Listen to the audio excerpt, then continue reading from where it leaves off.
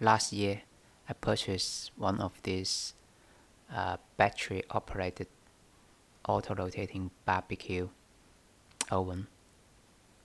It's around 150 US dollar, roughly 200 Australian dollar.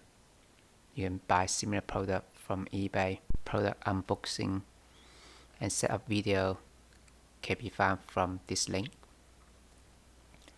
and have been using it more than 5 times now.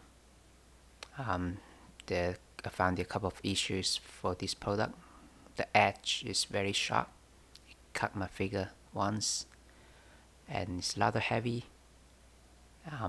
Last but not least is this problem I'm going to show you. It's very problematic. In summary, this product is not mature. Just avoid buying it.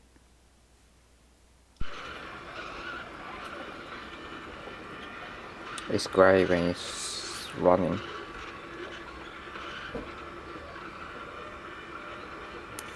After for 2-3 seconds, 2-3 minutes. Yeah, see, stop for no reason.